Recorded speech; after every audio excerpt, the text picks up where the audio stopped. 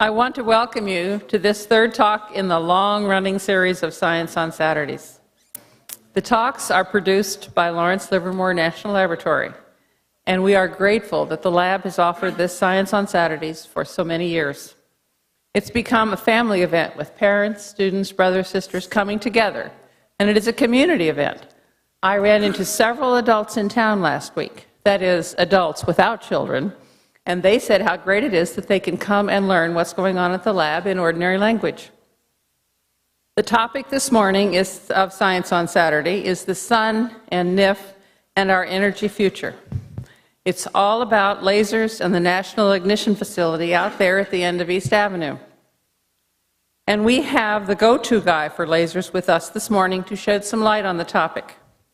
Ed Moses is the Associate Director for the NIF programs and directs the National Ignition Campaign. Dr. Moses is joined by Dan Burns, a veteran teacher at Los Gatos High School where he teaches Earth and Space Science and AP Physics. He is president of the California-Nevada American Association of Physics Teachers. Are you ready? From the sun to the sun, the story of the NIF and our energy future. Ed and Dan.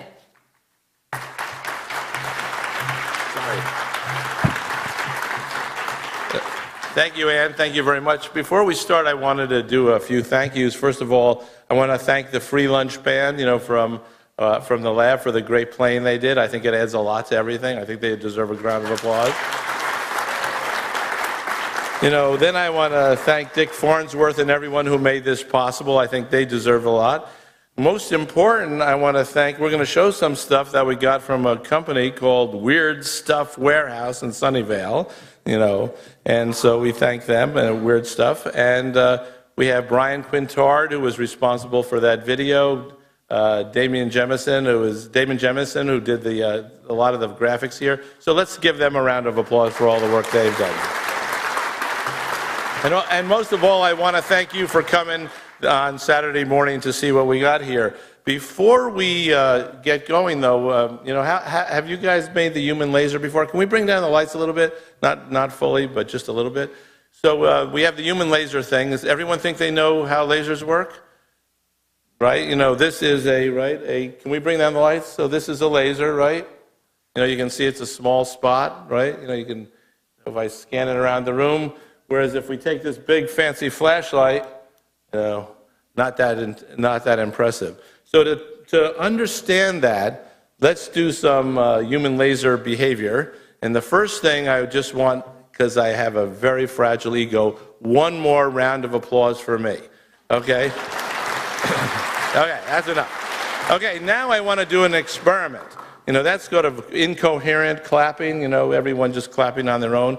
I'm going to do this experiment. I want you to all start clapping normally, and then when I say synchronize or lock up, without any help from anyone except yourselves, let's just all clap synchronously together. So when I say that, let's go. So everyone just clap.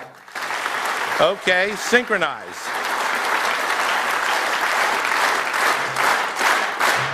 Okay, okay. You're impressed with yourselves, I know. So that's the difference between that and that, right? That and that, right? Okay, let's do another experiment to just see how lasers work. Let's just clap with 2 fingers and see if we can synchronize.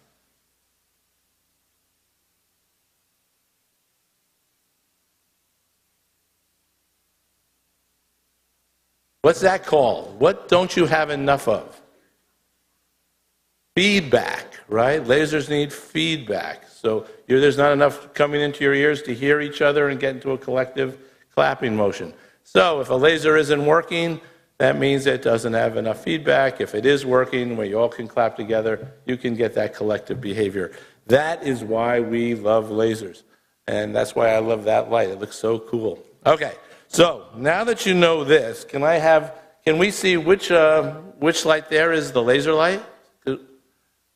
Anyone have a guess? Which one? That one just goes straight up in the air, right? And then we see all the rest of the light, from the windows, from the moon, the cars.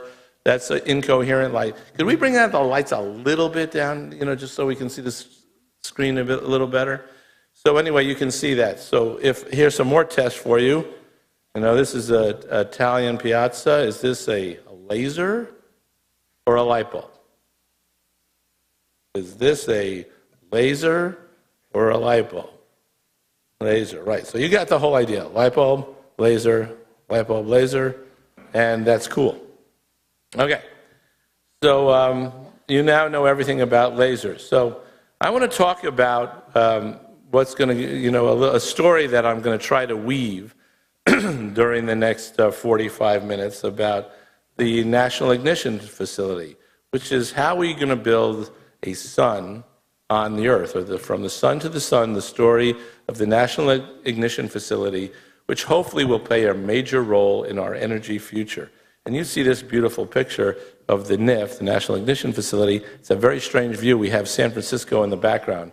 But anyway, one day maybe that'll be true. There are 3 stories I'm going to tell, right? The first one is about the Bay Area, which is kind of a very special place. If you think back from 1849 and the gold rush to 2049, where it will be known as the source of that clean energy future, there's a lot of things that have been happening. I'm going to talk about the periodic table, how it fits together. Does everyone know what the periodic table is? You know, some people tell me this talk is far too hard for people like you. So I'm going to need some feedback to know where it is. So we all know what the periodic table is.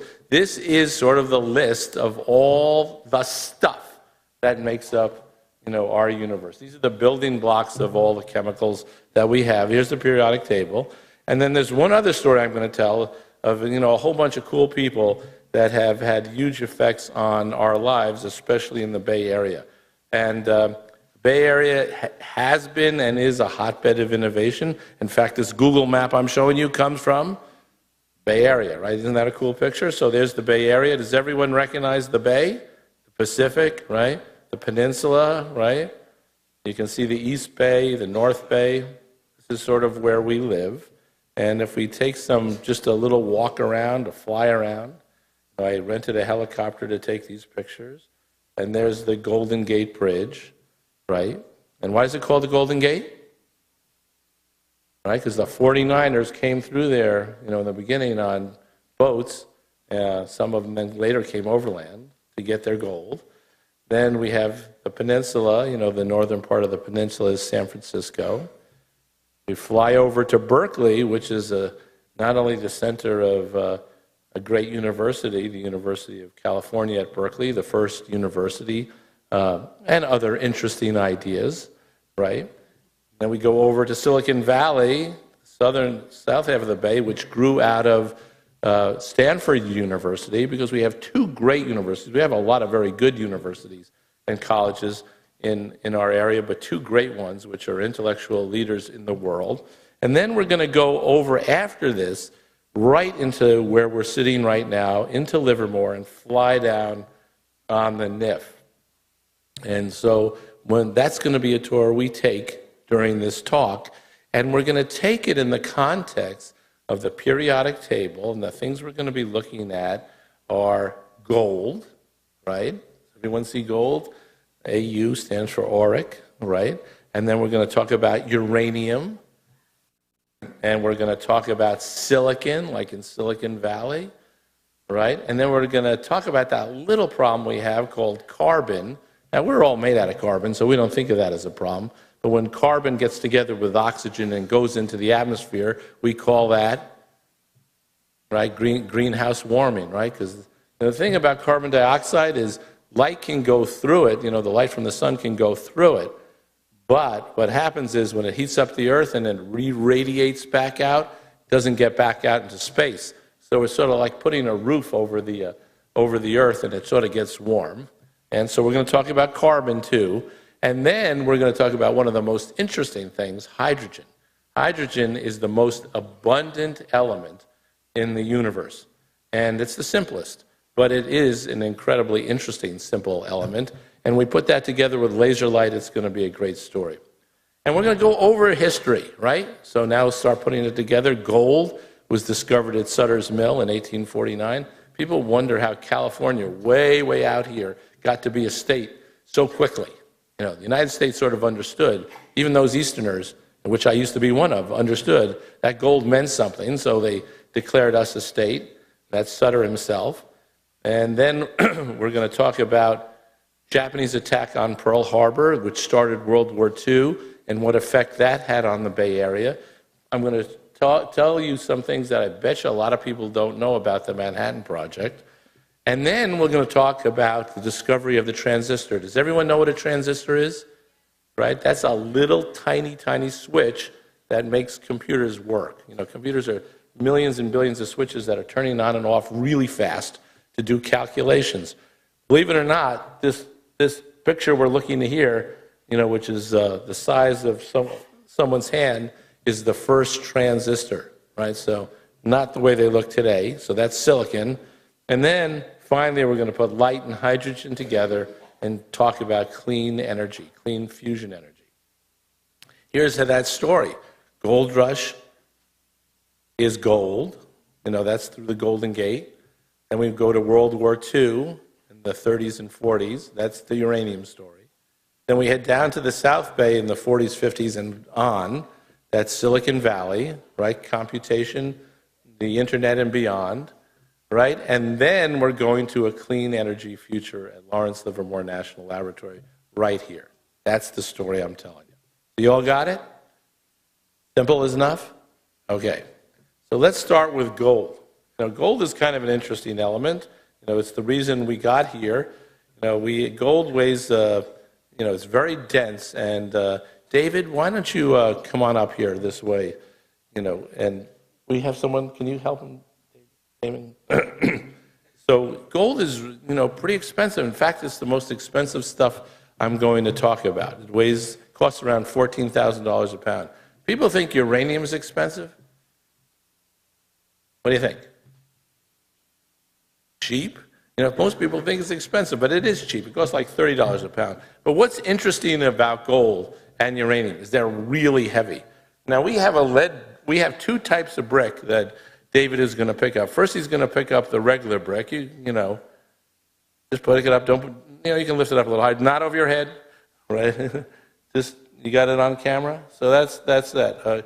Okay, so now we're going to pick up the brick next to it. Hold on for 1 second. That's made out of lead. What do you think? It's kind of different, huh?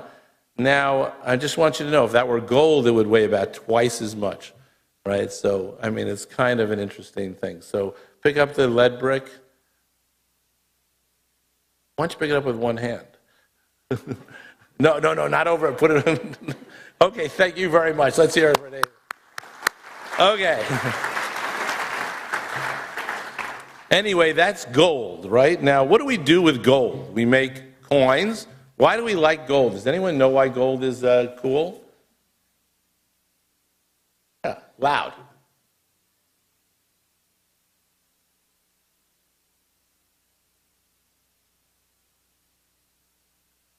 Okay, so it's shiny. Why is it shiny? Because it doesn't interact with oxygen too well, so it doesn't rust. So once you have gold, you have it forever. That's what people like as a sign of wealth, right? It doesn't go away. There's not a huge amount of it, so it's worth money. It's soft. You can do a lot of things with it. It has all kinds of really cool things. Every society since the beginning of time has valued gold for those reasons. They also do it because they like to show off. That's Mr. T. It's jewelry for men and women. We also use it for technology. What's one thing that's cool about gold? Very good electrical conductor. So if you have to have very thin pieces of gold, right, if you want to have that inside a memory chip or something like that, gold is good. And we can use it to reflect light off of buildings. It doesn't let sun in.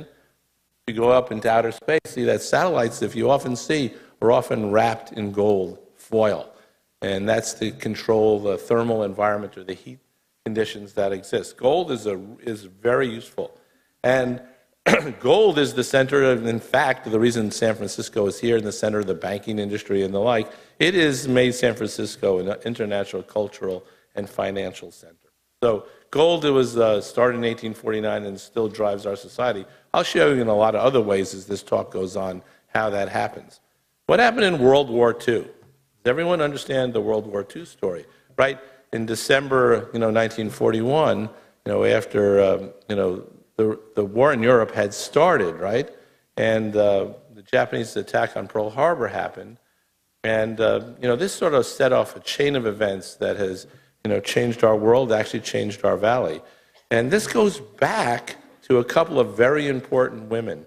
One was Madame Curie, even though she doesn't look very happy in this picture.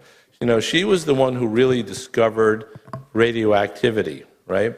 And this is a picture. You see that skeleton, with her, ring? That's her wedding ring. It's a very European look where she has the ring, not the way we do it here. Anyway, and so Madame Curie did that in the late 1800s. This really set the way for Einstein to think about relativity and other things. And then there was another very important woman, Lisa Meitner, who discovered fission. Now, fission, she showed that what was going on, that uranium could spontaneously decay or break apart, put out radiation. And when she did that, a lot of people, around the world, all of a sudden came to the idea that there was a huge amount of potential energy available, that could be used for good or bad. Remember, it was World War II. Bad was what came to people's minds first. And this led to this famous picture of Albert Einstein writing a letter to President Roosevelt urging the development of an atomic bomb for the U.S. because there really was great fear that the Germans would do this and change the fate of the war in Europe, and maybe the Japanese also. So even though Einstein was a pacifist, a lifelong pacifist, he wrote this important letter, which some people think was an important issue for him as what he did in 1905 with his great theories of physics. Now, what does this have to do with the Bay Area? Right? Well, it has a lot to do with it, because there's this misunderstanding that Los Alamos is where the atomic bomb project or the Manhattan Project got going. And when you see this, Los Alamos was in the hills of New Mexico. It was a boys' school, and people went up there. But where it really started was at UC Berkeley. And this is a picture of UC Berkeley in the 40s. It doesn't look a lot different today, but somewhat different. And here's a famous picture again. Not the happiest looking bunch, but these were the faculty of the physics department at UC. I just want to say there's 7 Nobel Prize winners, future Nobel Prize winners, sitting in this picture. You can see, Oppenheimer, Ernest Lawrence is in the front, many others.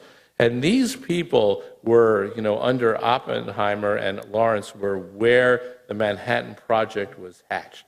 And, and they then went off, a lot of them, to Los Alamos to build it. And one of the things that Ernest Lawrence did, and this is again Bay Area uranium, you had to figure out a way to purify uranium. And he built this big magnetic contraption. This is quite large. It's unfortunate you can't see people in it. It's about 100 feet long. It would fit across the stage, one of it. They had to build thousands of these to purify uranium. Now, there weren't any computers or anything there to do it at that time. So how would you run these very complex machines? Believe it or not, they got these ladies, and they had you can see these rows of dials. Maybe I can get on my computer, get my pointer here, and you see they had rows of dials and all kinds of twisting knobs, and they told them, this is the idea, we want you to get more current and more this and more that. And they just sat there like human computers and tuned these things up and ran these calutrons, for the whole time of the war and made this possible. Now, this is a little bit different than Homer, These people were real heroines of the war, and, not to make light of it, but they really made the uranium. And this is the reason that, the war in World War II finally happened. I really have to say this is a Bay Area story, and Ernest Lawrence, who had a huge impact on all of this, then went out as one of the things he did and formed what was called the Lawrence Radiation Laboratory in 1952. This is, believe it or not, this is right where we are sitting right now, just down the road from it. and this is now called Lawrence Livermore National Laboratory. That was renamed in the 70s. So this is how we will get, when we get back to the lab and fusion energy, it started at Berkeley, it started at World War II. Okay, so, we've gotten through the gold rush, we've gotten through the Second World War. Let's go over to Silicon Valley. Does that look like Silicon Valley? No, but it does have a lot of silicon in it. So let's look at this. Can we go over to Dan and the sand? What is silicon? Sand, right? Silicon and oxygen, you put them together, you get sand, right? So, there it is. We're pouring sand here. It's, it's literally from the beach. And that stuff, unlike gold, costs, it's almost free, right? If you go to the beach, take it home, it is free. If you get some clean sand, it costs you around 50 cents a pound, right? If you get it by the ton, it's almost free. And, and when we do that, can we come back to me now? When we do it, people melted that sand, and what they got is that transistor, right? And that transistor, that's what you see how big it is? Looks a little bit different than today. That's a microprocessor. That had millions of transistors. And what do I see on that? Silicon and gold, right? So we got the gold rush. Now we got Silicon Valley. Silicon and gold go together. So let's look at what one of those chipsets really looks like. First, this is one. What Dan is holding up, right, it's flashing right now, is. Let's just stay on that one for a second, okay? Oh, maybe you got them both, right? That there is a silicon wafer and has a few thousand microprocessors on it, and each one of those has millions of transistors in it. So we're talking about billions of transistors, and that costed more than 50 cents a pound, I'll tell you, right? Now let's look at the big thing we're looking at here. This is just a large version of what we make, right? That Chris Ebers is holding up. That's something from Weird Stuff. Okay, so that's how we make them. So you got the silicon and gold, right? And that's the semiconductor industry. Putting that all together, we build the world's fastest computer at Livermore at the lab. Now here we took the doors off to take this picture. This is a lot of computers running together. Anyone have a guess how many? You think it's 1, 10, 100, 1,000, 100,000? Are you guys going to ever bid? I mean, what kind? Okay, this is around 250,000 computers wired together, doing the most complex calculations that ever been done, the fastest they've ever been done. So this is the world's fastest computer, or at least a part of it. But you couldn't do anything without computer programming. So let me remember, that's just a piece of, melted beach, right? Just sitting there. It has no intelligence, right? And it doesn't know what to do, so we write computer programs to make it run. And I always have to bring up Ada Lovelace, or, Ada, sometimes known as, who's Lord Byron's daughter. She is, people think, probably was the first computer programmer. She was, a very brilliant woman, and she was working with this guy Babbage to try to figure out how to do weaving better and things like that, and came up with ways to do calculations on weaving machines. And that sort of set us on our path. And the path we're set on is to do things on the computer. This is big calculations. This is real life, of course. This is Katrina. Watch when Katrina winds up. See, this is what people really want to understand. Could you understand this? Also, wham, right? See that? It just wound up, and now it's heading to, pummel, New Orleans. Those are the kind of things that people want to use big computers, to really understand what's going on, predict in advance, understand complex physical systems in a way that is, useful for us. Okay, so we got gold, we got uranium, we got silicon.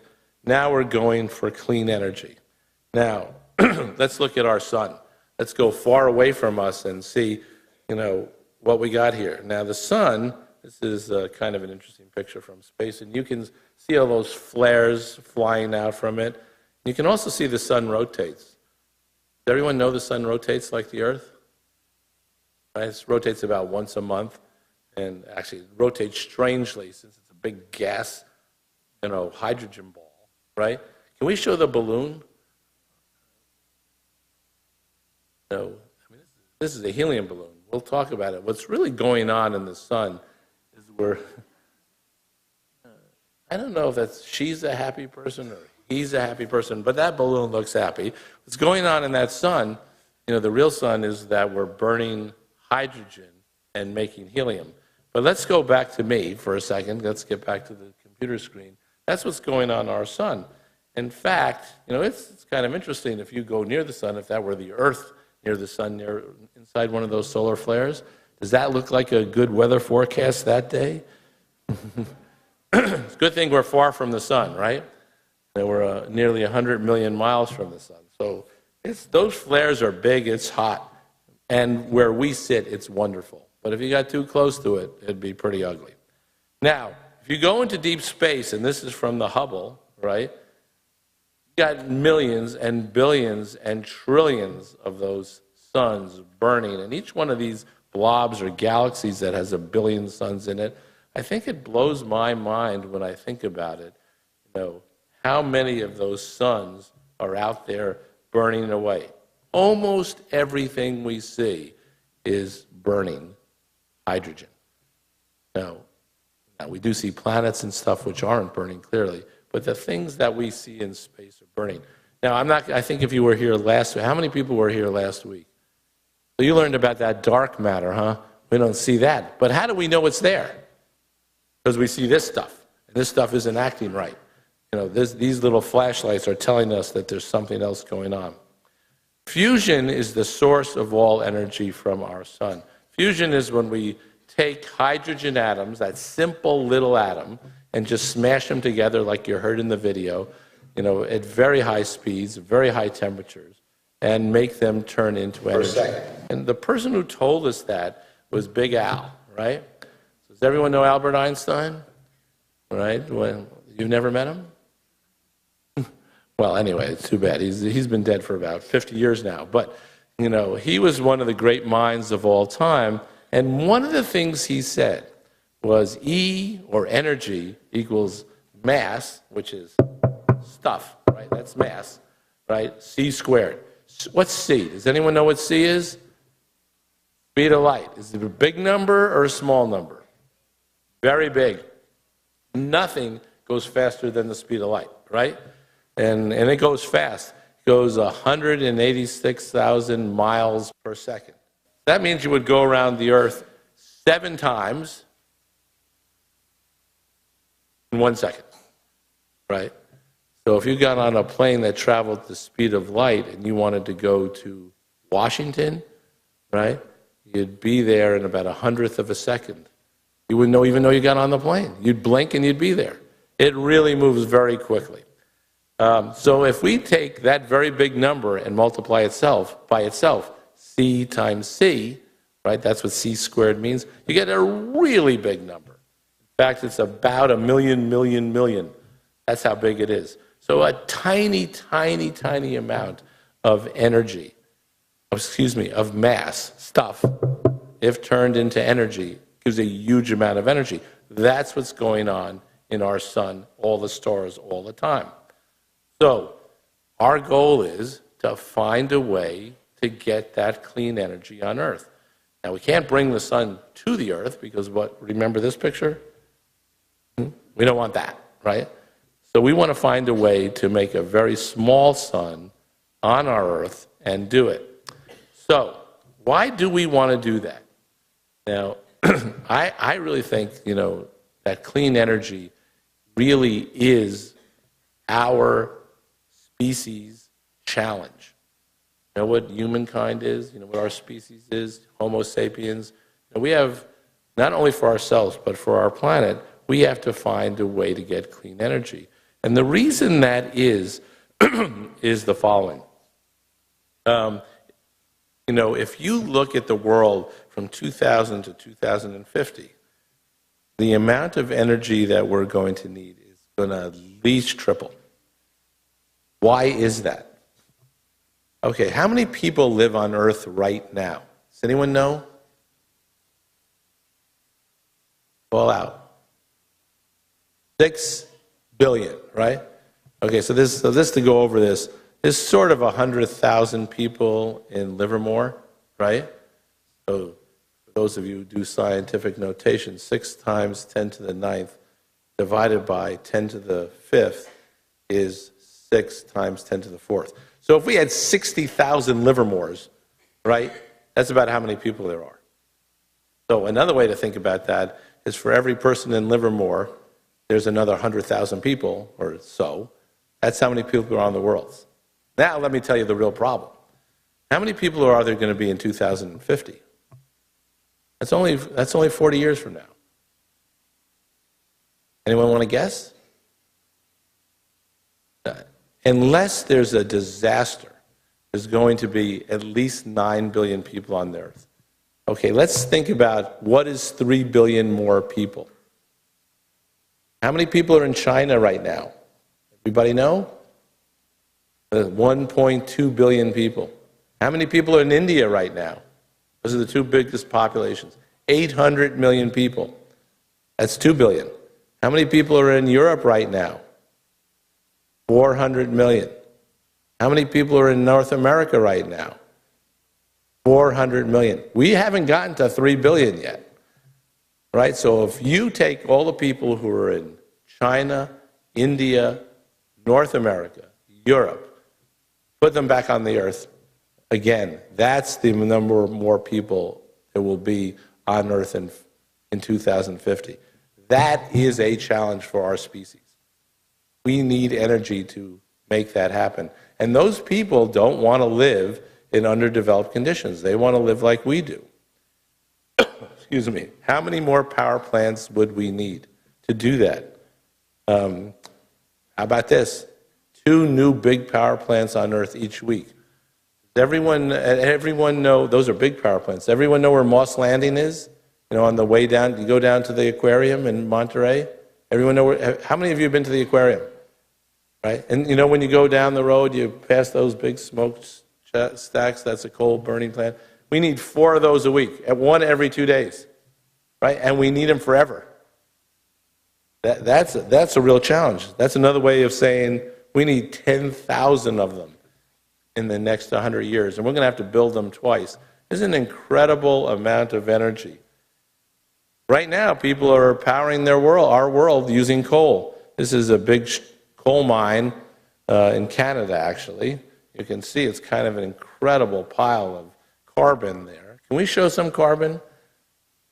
No, this is charcoal. This is a little tiny bit. So can you imagine billions of tons of that? When you make a fire, when you cook out, if you use regular charcoal, what do you get? Smoke. So what you do is you dig that stuff out of the ground. You burn most of it, but what you don't burn goes in the air. And, fossil fuels, can we go back to me? Can't keep up, and their climatic effects could be devastating. In fact, I was in Beijing, recently, and that ain't fog. That's pollution. This is like LA used to be. So this is really our challenge. So whatever you think about the world, finding a way to get energy, clean energy, is crucial to our future. This is a very interesting picture to me. Now, what do you see when you look at this picture? What's the first thing you see? Ship, right? And what's inside that ship? Oil. So you see an oil tanker. I see something else. I see a couple other things. What else do you see? Water, right? Anyone see anything else? Sun. Okay, so does everyone know the word paradigm? Paradigm is a way of thinking. This is a good word for you to learn. It's a way of thinking. When people look at this, and I would ask you the question, where is the energy in this picture? You would probably say, in the oil tanker, right? That's what I'm going to drive when I go to get money, get something for my car to drive it or heat my house or whatever, I see that oil tanker. When I look at that picture, I see all the hydrogen in that water. That's where all the energy is. And where do I see it coming from? What's the physical mechanism? It's what drives the sun. Could we make the sun on the earth to burn the hydrogen in the water? There's a lot more hydrogen, there's a lot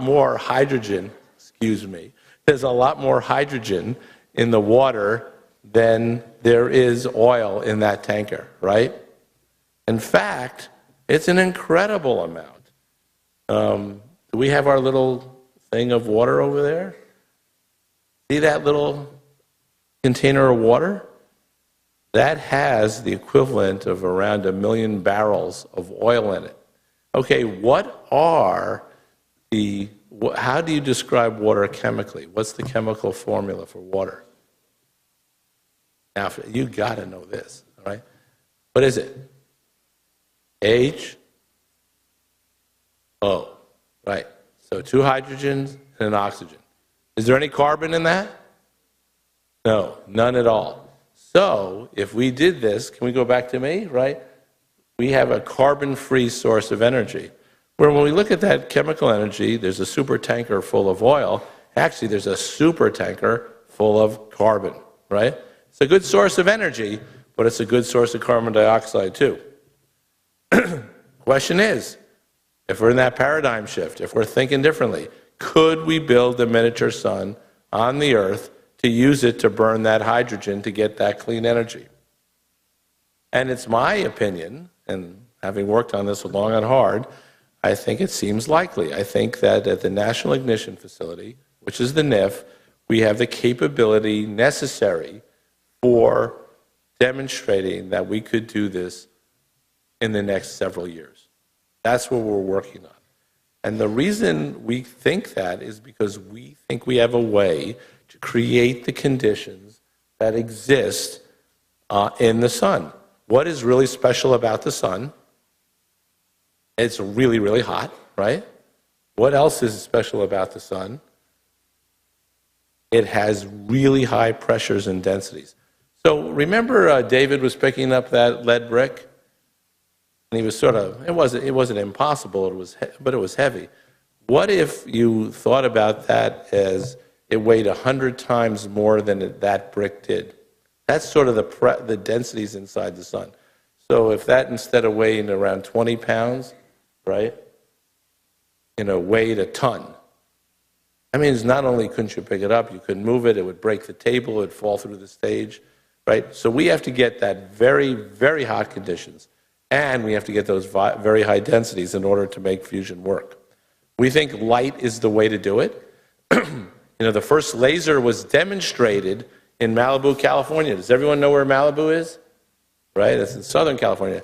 I got to tell you, I'm telling a Bay Area story, and I sort of wandered down to Southern California. The fact of the matter is, the guy who thought about this first was at the Berkeley campus, but the first one first demonstrated was down in Malibu. This is Ted Maiman.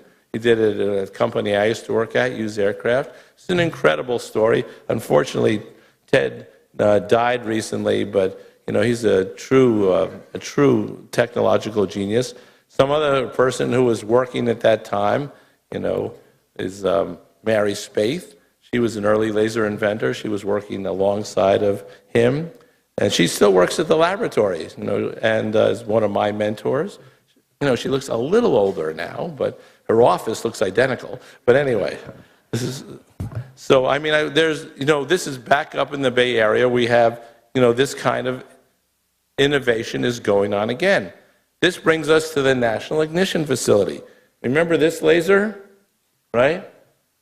How many lasers like this would it take to be able to get ignition? A lot. Okay. The answer is, if we gave every person on Earth about 1 billion lasers, that's about how many. Now, of course, there's not enough room on Earth to give every person on Earth 1 billion lasers. But we have better technologies than that, And the NIF is a big laser, but it's not that big, it's sort of that big, right? You know, if you fly over it, it really doesn't have football fields on the top, which people have asked me, you know, but it's sort of the size of 3 football fields. And when we take the roof off, it looks like this. We have, you know, room for 192 lasers, and here's the laser bays, and I'll show them to you in a second. And we have this target bay. Remember, 3 football fields. This is around 400 feet long. For those of you who are scaled to feet, 400 feet, if you've gone to professional baseball games, right? That's from home plate to center field. That long. Okay? This is what a laser bay actually looks like in real life. Each one of these tubes holds a laser beam. Does anyone know how big these laser beams are? I mean, look at this one. This is a little tiny thing, right? How big do you think they are? This big? Look at me. This big? Yeah, it's about like that. Each beam is about this big. Also, they're square. They're not round, which is also interesting. Here's the target chamber being lifted in place. It's hard to tell how big it is, right? But that's a 4-story building that it's being next to. Those square patches are where the laser beams go in. I'll show you a movie to give you a feeling. Now, see those guys walking around underneath this? I don't think they were doing their safety moment. But anyway, not something I would have done. But anyway, that's how it goes. And this is how it looks now when you go there. This is the laser. Here's that big ball, that target chamber that we do into it. Now, what we're going to get to find out real soon is the target that we actually shoot at is tiny, tiny, tiny, even though this is a big, big facility. By the way, I love this picture. This was in National Geographic, you know, and that's Vaughn Dragoo. He's a little bit over 6 feet tall, so it gives you a feeling for how big that ball is from the inside. Okay, got to do this. Stop this. Okay, so let's look at a target. So can we show the small target first? You put your hand on it, Dan. Believe it or not, we have that huge building, right? I'm going to just do this. You know, that little red dot is the target. And it's in this gold can. So now we're coming back to gold again. And the hydrogen is in here. That little thing here is the little sun. And if you show the big one, can you show the big one, Amy? This is around 25 times. If we ever shot a laser, if we ever shot that, it would be an interesting day. But anyway, this is just a model. By the way, this one is not pure gold. That little one is. So don't anyone sneak up here and take it. Okay, so, and this gives you a feeling, and this is a gold can, and I'm going to show you how it works, and then we're going to talk about it. Okay, can you come back to me? So let's just talk about this. Does everyone know how an oven works? Right? Why do you cook some things in an oven and some things on the stovetop? Right? Everyone know? Yeah, an oven has, filaments on the bottom, right? Heaters on the bottom. But you close it all up, and what happens is the walls get hot, the top gets hot, the back gets hot, the front gets hot, and then you have uniform heat going onto the roast or your pie or your whatever you're doing. It's completely uniform, right? Now, whereas you put it on top of the stove, you have just heat coming from one dimension. So we're going to talk about how we do this. So let's see how we crush this can in a second. And the reason we want to have an oven will become obvious in 1 minute. This ball that here is, as I showed you, is about the size of a BB shot. When we're done with it, to make it light off, if you pulled out your hair and made it 1/4 its diameter, just 1/4 the diameter of your hair, that's how small we have to make it. Do we have our friends here? Okay, so we're going to do an experiment here to see how good they are. Where's the ball? Here, you're going to do this. Okay. And squish it for the camera. I'm going to squish from the camera here. So this is the problem with squishing.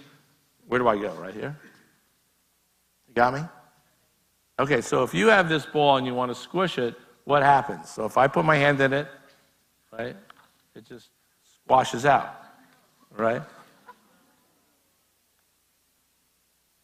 Forget that balloon for a second. Okay. But this is the problem we have. You see that? If that little ball if that little ball in the middle, don't touch anything yet, and the target is we scale it up to this size, the challenge is to make it this big. Okay? Do you think that, these guys and gals can crush this balloon to this size? Now, so what do you think? Okay, so I want you to do this gently. We don't want to prove you can break the balloon. Okay, so just push on it and see if we can do it. Now watch what happens. Try to grab the top. So you can see whenever they try to do, it's sort of just as bulging, just like this one is. If they push too hard, or if we get a lot of people around it, we can do better. But we really have a hard time because there's always a place we're not pushing. Now, if we could build an oven, maybe we could push all places at once, right? Why don't you try a little harder?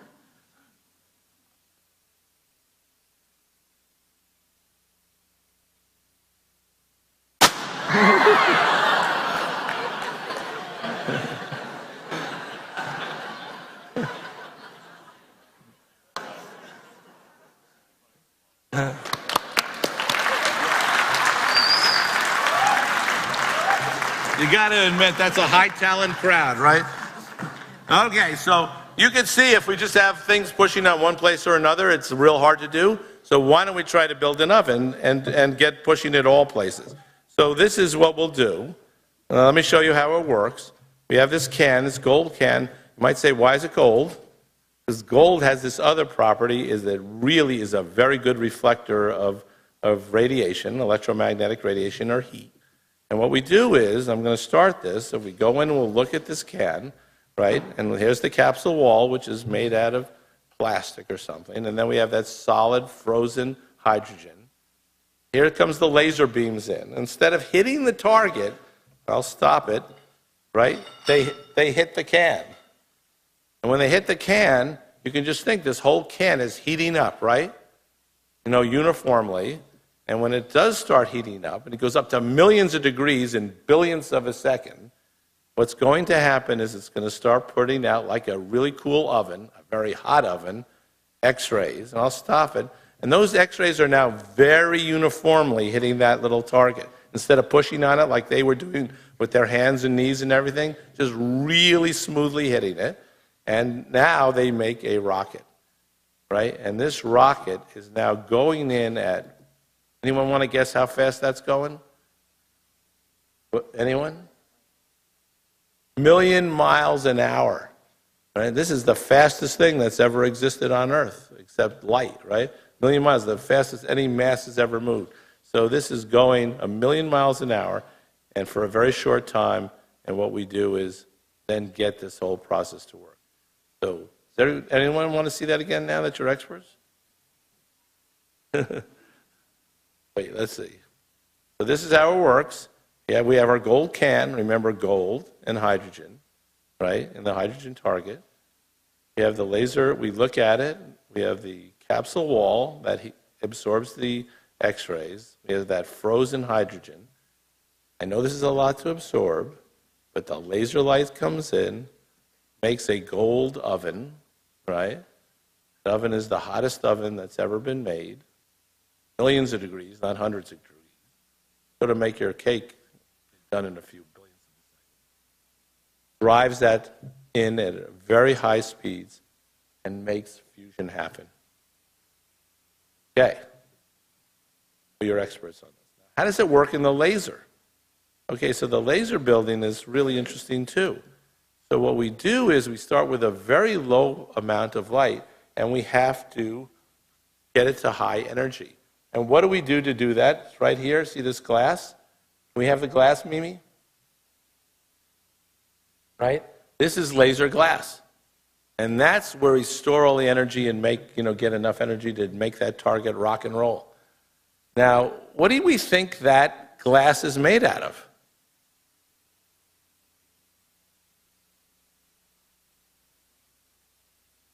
What's glass made out of? Silicon, right?